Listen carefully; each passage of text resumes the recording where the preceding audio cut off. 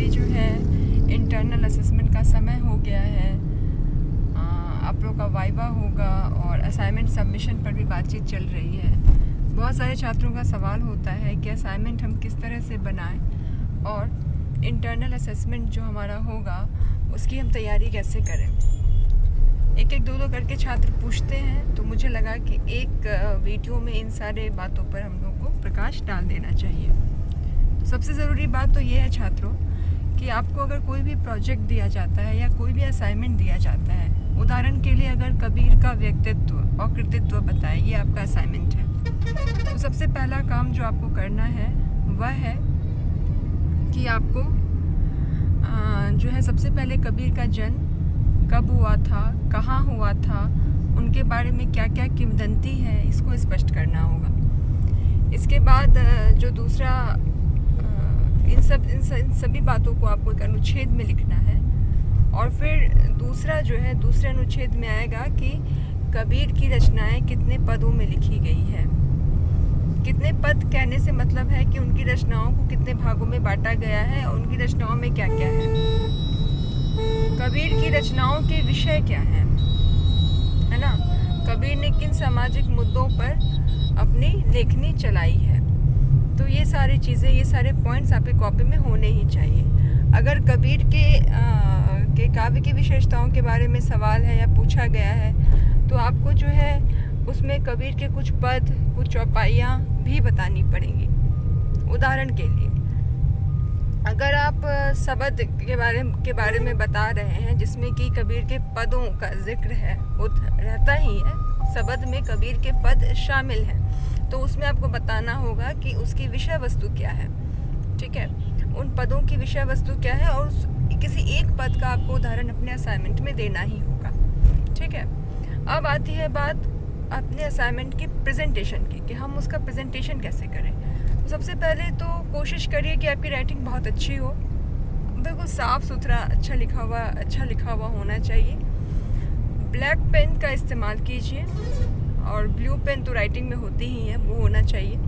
दूसरी ज़रूरी बात है छात्रों कि आपका जो है पहले पन्ने में आपको बताना है कि यह जो है किस अपना नाम, अपने असाइनमेंट का नाम, ठीक है, कॉलेज का नाम, विभाग का नाम और शिक्षक या प्राध्यापक जो भी हैं उनका हस्ताक्षर।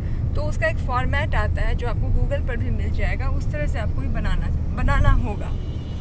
हमारे कॉलेज में, विश्वविद्यालय में जो इंटरनल असेसमेंट लिया जाता है और उसके जो मार्क्स मिलते हैं वो कई सारे फैक्टर्स पर निर्भर करते हैं। सबसे पहला और ज़रूरी फैक्टर तो ये भी है कि आपकी उपस्थिति कैसी है। अगर उपस्थिति आपकी बहुत अच्छी है तब आपके इंटरनल असेसमेंट के चांसेस बढ़ जाते हैं। ये कॉलेज टू कॉलेज डिफ़र करता है, मतलब अलग अलग हो सकता है। अगर आपकी उपस्थिति बहुत अच्छी है, आपने असाइनमेंट समय पर दिया है, आपका वाइवा बहुत अच्छा है, मतलब कि आपको सब्जेक्ट नॉलेज भी बहुत अच्छी है, तो फिर आपके स्कोप अच्छे रहेंगे इंटरनल मार्किंग के। अभी जैसे कि देखो सेमेस्टर 2 की परीक्षाएं जो है मुझे लगता है होने की संभावना है। और पाटलिपुत्र विश्वविद्यालय के छात्रों की बात करें तो सेमेस्टर 4 की उनकी परीक्षाएं भी शुरू हो जाएंगी, सेमेस्टर 4 की। और ठीक है, सेमेस्टर 2 के विद्यार्थियों को लग रहा है कि उनकी परीक्षाएं भी जल्दी होने वाली हैं। तो आप लोग इंटरनल असेसमेंट के लिए अपनी सब्जेक्ट नॉलेज को अच्छी करिए ताकि वाइवा में आपका परफॉर्मेंस अच्छा हो। अपने अटेंडेंस पर ध्यान दीजिए और जो भी टिप्स मैंने अभी आपको असाइनमेंट पे दिया है कि आपको असाइनमेंट बनाना किस तरह से है, उसको आप ध्यान से पढ़ लीजिए। तो मुझे लगता है कि आप अच्छे से अपने नंबर ला पाएंगे। कई बार ये भी होता है कि आपका जो असाइनमेंट होता है उससे भी शिक्षक के सवाल होते हैं कि मान लिया जाए कबीर के व्यक्तित्व और कृतित्व पे असाइनमेंट आपने बनाया है, तो उस पर सवाल पूछा जा सकता है कि कबीर का जन्म कहाँ हुआ था, है ना। ये सवाल शिक्षक पूछ सकते हैं आपसे। तो अपने असाइनमेंट को आप लोग बहुत अच्छे से तैयार कीजिए। एक और ज़रूरी बात जो सभी छात्रों के असाइनमेंट देखने के क्रम में मैंने महसूस की और मुझे लगता है कि ये बातें आपको भी पता होनी चाहिए, वो ये कि जब भी आप कोई असाइनमेंट तैयार करते हैं तो आप जो है गूगल की हेल्प की जगह प्रामाणिक पुस्तकों की मदद लीजिए और एक संदर्भ ग्रंथ सूची बनाइए। मान लीजिए कि आपने कबीर का व्यक्तित्व कृतित्व असाइनमेंट लिखा और पूरा लिख दिया, और अंतिम में आप संदर्भ ग्रंथ सूची लिखिए कि जिन जिन ग्रंथों का आपने इस्तेमाल किया है। उदाहरण के लिए आपने आचार्य रामचंद्र शुक्ल की हिंदी साहित्य का इतिहास पुस्तक का इस्तेमाल किया है, तो आपको संदर्भ ग्रंथ सूची में वो लिखना चाहिए। संदर्भ ग्रंथ सूची पॉइंट नंबर 1 हिंदी साहित्य का इतिहास आचार्य रामचंद्र शुक्ल। ठीक है। इसी तरह से दूसरा जो है नाम आप यह लिख सकते हैं किसी भी ग्रंथ का। आपने मान लीजिए कि आपने हिंदी साहित्य का इतिहास नामक ग्रंथ का इस्तेमाल किया है, तो उसका भी आप नाम बता दीजिए। हिंदी साहित्य का इतिहास, संपादक डॉक्टर नगेंद्र, डॉक्टर हरदयाल। मुझे लगता है कि अगर आप इस तरीके से अपने असाइनमेंट को तैयार करेंगे और इंटरनल असेसमेंट की तैयारी में इन सारे टिप्स को फॉलो करेंगे तो आपकी परफॉर्मेंस अच्छी होगी।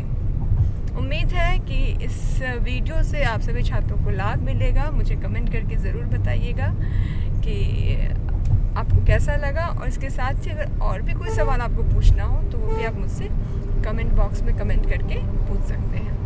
तो चलिए छात्रों, मिलते हैं हम लोग अगले नेक्स्ट वीडियो में। तब तक के लिए अपना ख्याल रखिए।